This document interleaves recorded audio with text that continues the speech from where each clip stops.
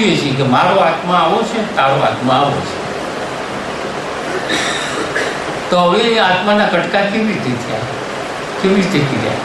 સર્વત્ર છે, સર્વકાળે છે, એ વાત 100% સાચી છે. તો મારો અને તારો ક્યાં આવ્યો?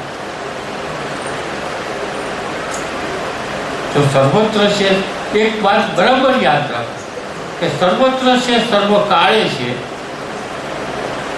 તો એ મારો આત્મા અને તારો આત્મા ક્યાં આવ્યો?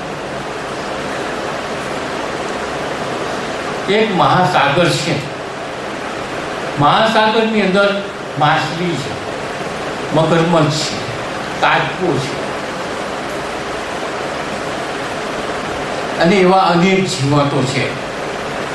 એ જીવાતો ક્યાંથી ઉત્પન્ન થઈ? મગર હોય, માછલી હોય, પાણીમાંથી બની. એનાથી એનો કોઈ સરસામાન બહારથી નાખ્યો હોય એવું નથી બન્યું. માછલી પાણીમાંથી બની, મગર પાણીમાંથી બન્યો, કાચબો પાણીમાંથી બન્યો. પાણીમાંથી બધું બન્યું, પાણીમાં છે અને પાણીમાં સમાય જશે. પાણીમાંથી બન્યું, પાણીમાં રહેવું અને પાણીમાં સમાય જશે. તો એને મહાસાગર કેમ ન કહીએ? તો હવે આ માછલીમાં મહાસાગર છે ને આ મગરમાં મહાસાગર નથી, કે આમાં છે ને આ નથી, એમ કેમ બોલાય? જો બધું પાણીમાંથી જ બધા પદાર્થો બન્યા, બધા જીવો બન્યા છે, બધા જળચર પ્રાણીમાંથી બન્યા છે અને પાણીમાં ફરે છે અને પછી એનો છેડો પાણીમાં જ છે. માત્ર આપણો દ્રષ્ટિભ્રમ છે કે આ કાચબો છે ને આ મગર છે ને આ માછલી છે, તો ઘણી એક જ પદાર્થમાંથી બન્યા છે. એવી જ રીતે આપણે બધા એક જ પદાર્થમાંથી બન્યા છે. એટલે હવે બ્રહ્મ તત્વની વાત આવી. હવે એવી જ રીતે ભગવાને અર્જુનના બીજા અધ્યાયની અંદર એમ કીધું કે હે અર્જુન, સૂર્ય પહેલા હું હતો, સૂર્ય પહેલા હું હતો. એટલે મોરલી વાળો કૃષ્ણ સૂર્ય પહેલા હતો એવું નથી. સૂર્ય પહેલા શું હતું કે ભાઈ બધી ઉપનિષદો શું કહે છે કે સૂર્ય પહેલા બ્રહ્મ તત્વ હતું. બ્રહ્મ તત્વ સિવાય બીજું કંઈ હતું જ નહીં. તો બ્રહ્મ તત્વ હતું અને એને મેં આ બોધાવ્યો. કેવો બોધાવ્યો? કે તું આ નથી, તું દ્રષ્ટા ભાવે જો. અને જેમ સૂર્યને બોધ આપ્યો કે તું દ્રષ્ટા ભાવે જો, તો આજે પણ સૂર્ય હજી દ્રષ્ટા ભાવે જોવે છે જગતને. મારો તો કહેવાનો મતલબ જુદો છે કે ભાઈ સૂર્ય પહેલા હું હતો એટલે સૂર્ય પહેલા બ્રહ્મ હતો. બ્રહ્માંડની અંદર બે તત્વો છે, એક પ્રકૃતિ તત્વ અને એક પરમ તત્વ, જેને આપણે બ્રહ્મ તત્વ કહીએ છીએ. જેને આપણે બ્રહ્મ તત્વ કહીએ છીએ અને પરમાત્મા કયો અને બ્રહ્મ તત્વ કયો અને આત્મા કયો, ઘણા નામ છે પણ એ બધા નામ બધા એક જ તત્વના છે. હવે એ જેમ મેં તમને સમુદ્રનો દાખલો દીધો અને સમુદ્રની અંદર જે આ પાણીનો દાખલો દીધો અને સમુદ્રના પાણીમાં બધા જીવો છે એમ થયા, એવી જ રીતે આપણે બધા એમ જ છીએ. મૂળ તત્વ તો એ છે. હવે એ તત્વ જે છે એ તત્વથી સૂર્ય પ્રકાશિત રહ્યો છે, એ તત્વથી ચંદ્ર પ્રકાશિત રહ્યો છે, એ તત્વ પૃથ્વી ઉપર છે અને એ તત્વ પૃથ્વી ઉપર આપણે બધા છીએ. ને એક ઘટમાળ સર્જનથી વિસર્જનની ઘટમાળ અવિરત ચાલુ છે. પણ એ કોના વડે છે? કે પરમ તત્વ વડે. પરમ તત્વ એક વડે. એટલે અહીં અષ્ટાવક્રજી એમ કહે છે કે તું એ છો. સાચી વાત એ છે કે જે આજે છે કાલે નથી, અથવા તો આજે છે આજે નથી કાલે છે અને હવે પછી નહીં હોય, એ સત્ય નથી. જે આજે નથી આવતીકાલે છે હવે પછી નથી, એવું આખું બ્રહ્માંડમાં એ કંઈ તત્વ એવું નથી કે જે નિત્ય હોય પરમ તત્વ સિવાય. આખા બ્રહ્માંડની અંદર એવું એકય તત્વ નથી પરમ તત્વ સિવાય કે આજે ન હોય, કાલે છે અને પછી ન હોય. એવા બધા તત્વો એ જ છે. સૂર્યનો પણ એ સ્થિતિ છે, એના ગ્રહોની પણ એ સ્થિતિ છે, અને પૃથ્વીની પણ એ સ્થિતિ છે, અને પૃથ્વી પર આપણે જે છીએ એની એ સ્થિતિ છે. એટલે અષ્ટાવક્રજીએ કીધું કે તું જે સાક્ષી છે એ તું છો, બાકી જે પરિવર્તનશીલ છે તે અનિત્ય છે, માટે તું તે નથી. એ પરિવર્તનશીલ આપણું શરીર છે. પણ હવે રહી વાત એક મોટી કે અંદરની સૂક્ષ્મ શરીર. હજી એ તું એ થા, પણ તારા સૂક્ષ્મ શરીર અહંકાર છે. તારા સૂક્ષ્મ શરીરની અંદર અહંકાર છે. અહંકાર જે છે એ તો બહુ જૂનો છે, અને એ કેટલાય કર્મોનો જવાબદાર છે. કરોડો જન્મોમાંથી સારા ખોટા હારા ખોટા કામ કર્યા છે. એ બધા સંચિત કર્મોનું પોટલું તારી માથે છે, અને હાલમાં તું આ પ્રારબ્ધ ભોગવી ગયો છે. તો એ પોટલું જ્યાં સુધી તારી માથે છે ત્યાં સુધી ભલે શરીર બદલાય છે, પણ તું તો બદલાવાનો નથી. તું તો એનો હિત છો. એનું કંઈ કાંઈ જ્યાં સુધી એ છે ત્યાં સુધી તારો મુક્તિની વાત ક્યાંથી થાય છે. એટલે હવે એમ કે છે હજી એ દ્રઢ ન થયું હોય તો પછી હજી ફરી પાછા અષ્ટાવક્રજી કહે છે કે જો તું શરીરને પૃથક કરીને ચિત્તરૂપી આત્મામાં સ્થિર થઈને રહેશે તો હમણાં જ સુધી તું શાંત અને બંધનથી મુક્ત થઈ જશે. આત્માને જો તું પૃથક કરી, શરીરને આત્માથી પૃથક કરીને, એક બહુ સરસ વાત છે. શરીરને આત્માથી પૃથક કરવું, શરીરને આત્માથી પૃથક કરવું એટલે શરીરથી આત્માને જુદો પાડવો. હવે આત્મા એટલે એમ ન સમજતા કે જીવ. આત્મા એટલે પરમ તત્વ જે વ્યાપક છે તે. આત્મા એટલે ક્યારેય નાશ નથી થતો તે. આત્મા એટલે સર્વત્ર છે, સર્વકાળે છે તે. આત્મા આપણે એક બોલવામાં બહુ ભૂલ કરવી છે કે આત્મા અને જીવ તરીકે માની લઈએ છે. જીવ અને આત્મા બે જુદા છે. જે પેલા પક્ષીની ભાઈને વાત કરી એ જ વાત આ પાછી ફરી વાર આવે છે કે આપણે અંદર જે આત્મતત્વ છે એ જુદું છે, અને અંદર જે જીવાત્મા છે એ જુદો છે. આત્મા શરીરમાં છે એ પણ આપણે બોલવામાં ભૂલ કરી છે. આપણે બધા આત્મામાં છીએ.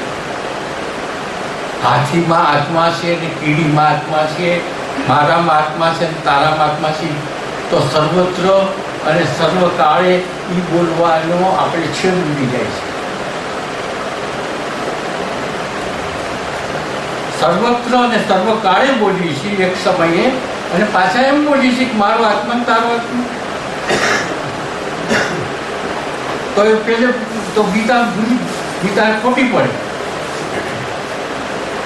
સર્વત્ર કાળે છે એટલે આપણે બધા આપણામાં આત્મા છે એમ નહીં, પણ આપણે બધા આત્મામાં છીએ. જેમ મેં કીધું કે સમુદ્રની અંદર બધા માછલા ને મગર બધા એમ છે, પાણીમાં જ છે.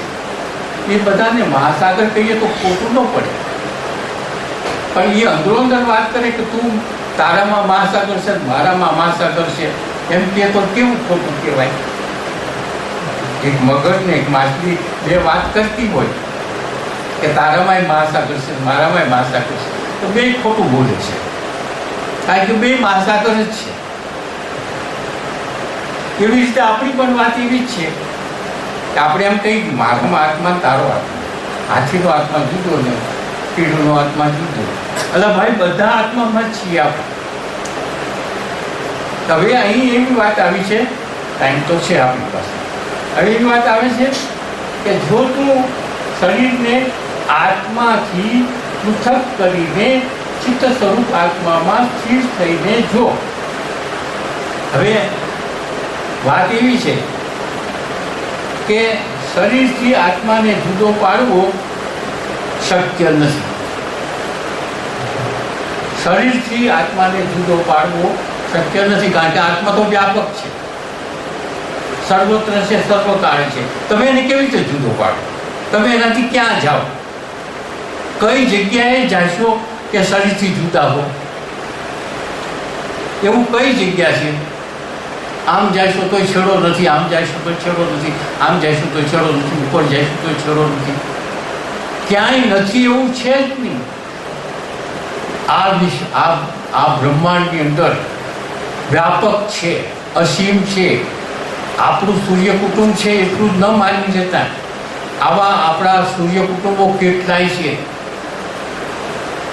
1 કરોડો જોજન એક બીજું સૂર્ય કુટુંબ બ્રહ્માંડમાં ફરે છે, એક બીજું કુટુંબ બ્રહ્માંડમાં ફરી ગયું છે. ગાયત્રી મંત્રનો અર્થ શું છે? કે આવા સૂર્ય કુટુંબો જે છે તે બધા અમારી બુદ્ધિને સન્માર્ગે દોરો. એટલે કહેવાનો મતલબ નથી કે આપણું એક જ સૂર્ય કુટુંબ બ્રહ્માંડમાં નથી, એવા સૂર્ય કુટુંબો કેટલાય છે અને એ બધા બ્રહ્માંડમાં ફરે છે, એ બધા આત્મામાં ફરે છે, બધા પરમ તત્વોમાં ફરે છે. તો હવે અહીં અષ્ટાવક્રજી એવું કીધું કે તું એને છૂટું પાડી દીધું. હવે એને છૂટું કઈ રીતે પાડવું? મારા આત્માને છૂટો પાડી મારે જોવો છે. મારા પરમાત્માને હું છૂટો પાડીને જોઉં તો ક્યાં જાઉં? કે જો મારે પૃથ્વીને જોવી હોય, મારે આખી પૃથ્વીને જોવી હોય તો કેટલાય જોજન દૂર જાઓ પૃથ્વીથી, તો હું પૃથ્વીને જોઈ શકું. તો મારે આત્માને જોવો હોય તો મારે ક્યાં જઈને હું જોઉં? એનો છેડો જ નથી, તો મારે ક્યાં જાઉં? તો આ અષ્ટાવક્રજીએ કીધું કે તું છૂટો પાડી, છૂટો પાડીને જોવાનો મતલબ એ છે કે યુક્તિથી જો.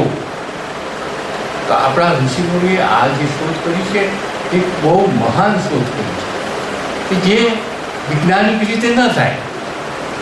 આત્માને છૂટો પાડીને કેવી રીતે થાય કે આપણે આપણી પાસે થોડોક ટાઈમ છે, 15 મિનિટ છે, 15 મિનિટમાં નહીં પૂરું થાય, થોડુંક લાંબુ થાય છે. છૂટો પાડવો એટલે યુક્તિથી છૂટો પાડવો. છૂટો પાડી શકીએ એમ છીએ જ નહીં આપણે. તો ચાલુ જ છે, ચાલુ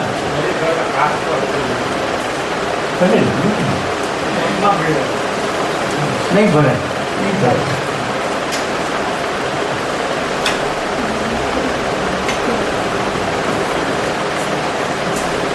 અહીં એક યુક્તિ બતાવી છે, આપણા ઋષિમુનિઓ યુક્તિ બતાવી છે કે છૂટો તો પાડી શકીએ નથી.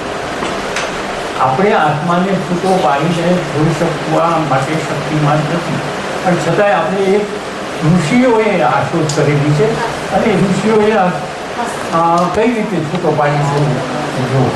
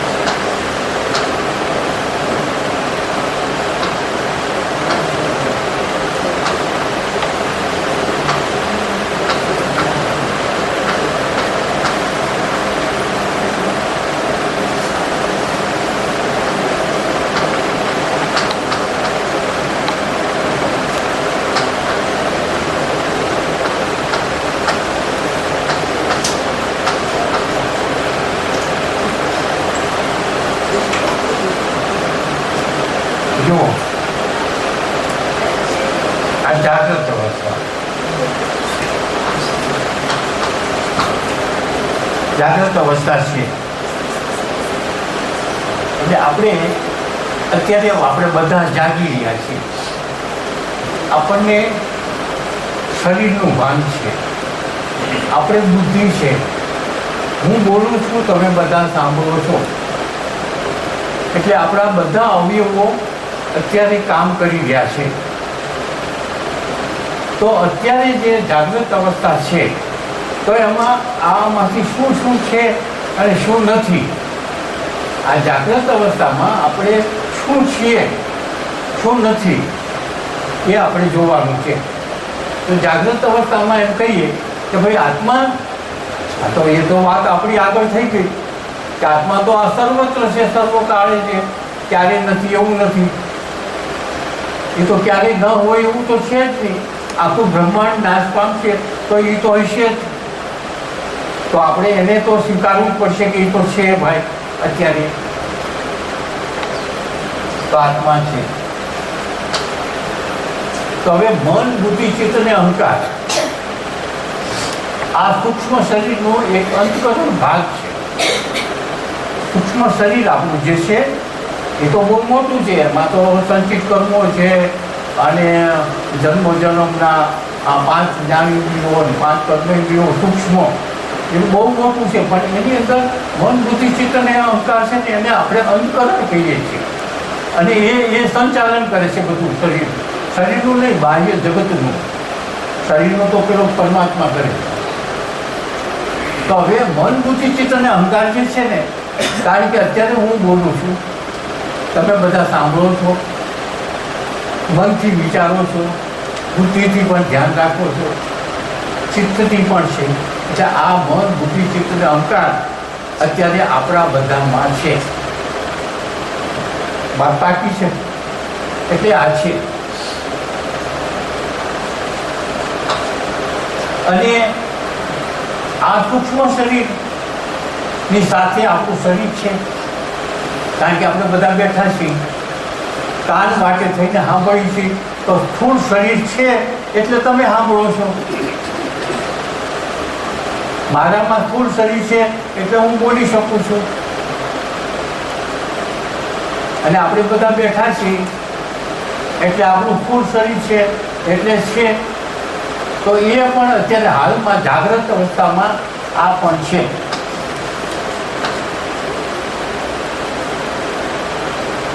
જાગ્રત અવસ્થામાં આત્મા તો છે જ, ક્યારેય નાશ થાય કે ક્યારે ન હોય એવું તો બનશે જ નહીં. કારણ કે આપણે પ્રાર્થનામાં બોલ્યા કે તું સર્વત્ર છો, સર્વકાળે છો, પૂર્ણ છો, પૂર્ણમાંથી પૂર્ણ થઈ શકે એમ નથી, અપૂર્ણ થઈ શકે એમ નથી. અપૂર્ણમાં પૂર્ણ કરવું હોય તો કઈ થઈ શકે? બહુ લાંબુ છે. આત્મા તો છે, મન, બુદ્ધિ, ચિત્ત છે, જાગ્રત અવસ્થામાં છે. પણ મનુષ્ય 3 અવસ્થામાંથી એક અવસ્થામાં હોય.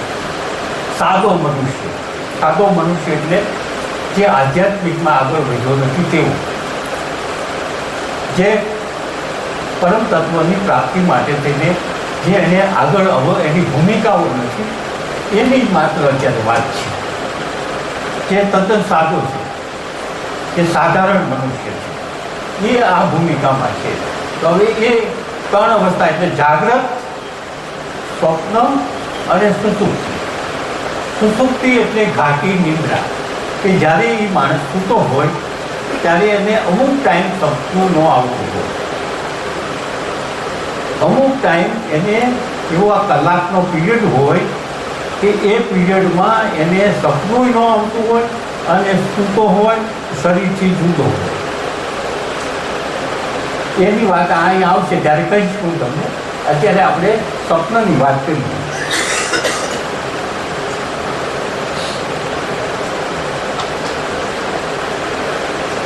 હવે સ્વપ્ન અવસ્થામાં આ માણસ કેવો હોય?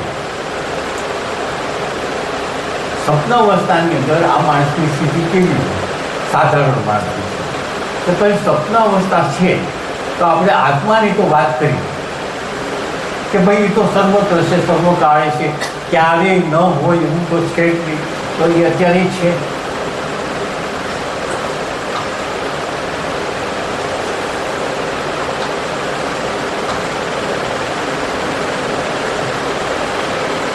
હવે મન બુદ્ધિ ચિત્તને અવતારની વાત કરીએ, સપના અવસ્થાની. કહું કે ભાઈ પૂછું કે સપનામાં શું? તો સપનાની અંદર શું છે કે પહેલાં આપણે સ્થૂળ શરીર લઈ કે સપનું આપણે ભોગવતા હોઈએ ત્યારે આપણને આ સ્થૂળ શરીર જે છે એ આપણો સાથ ન આપતો. એ વાત તો પાછી, જ્યારે આપણે સપનામાં હોઈએ ત્યારે આ શરીર આપણને સાથ આપતું નથી. તો એ અહીં નથી.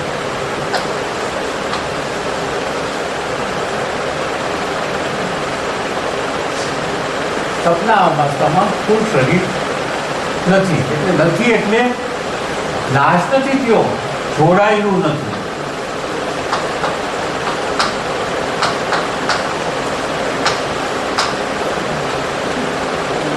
કોની સાથે?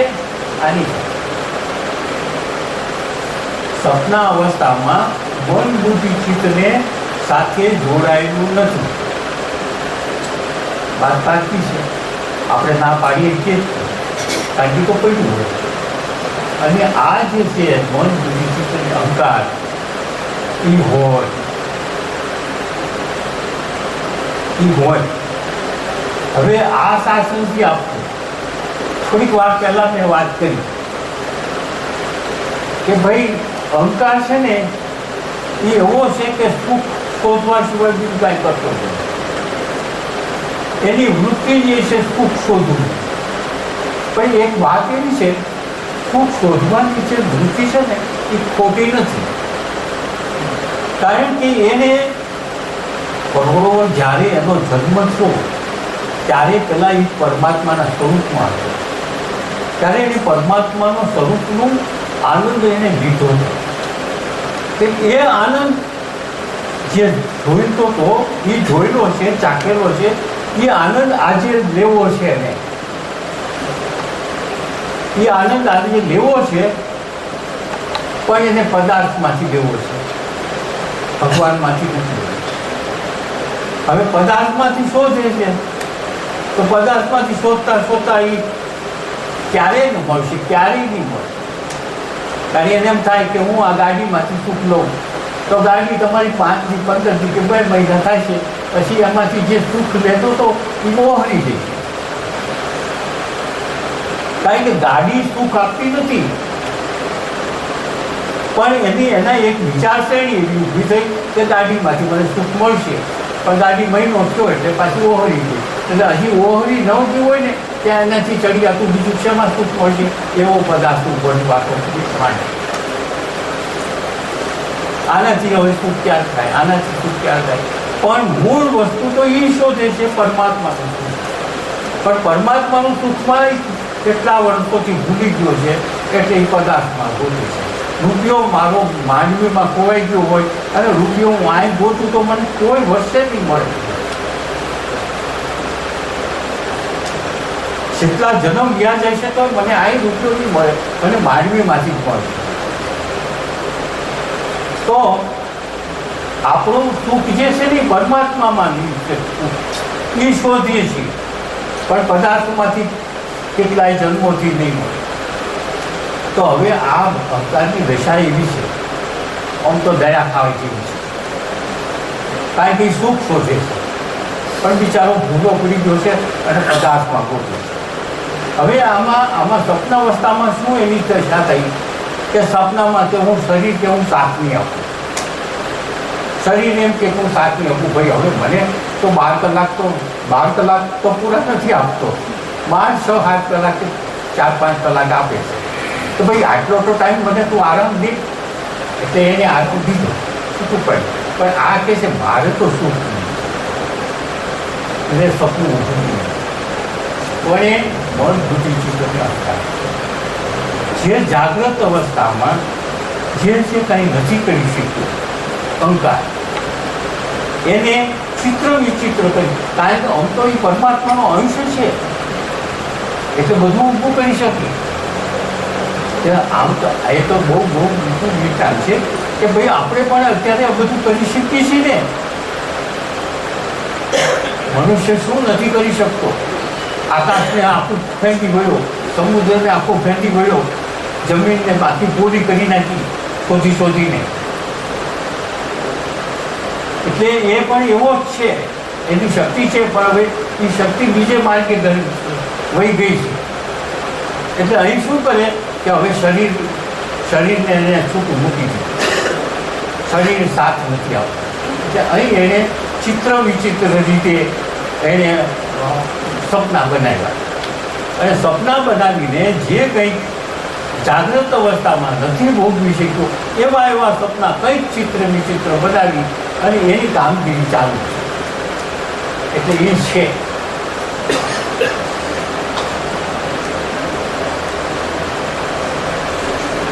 વાત સમજાય?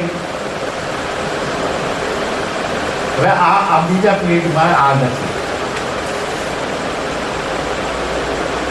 સ્થૂળ શરીર નથી.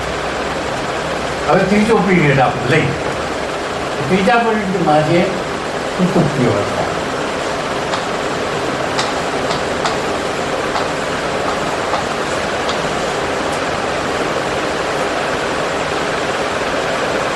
સુષુપ્તિ અવસ્થા એટલે આપણે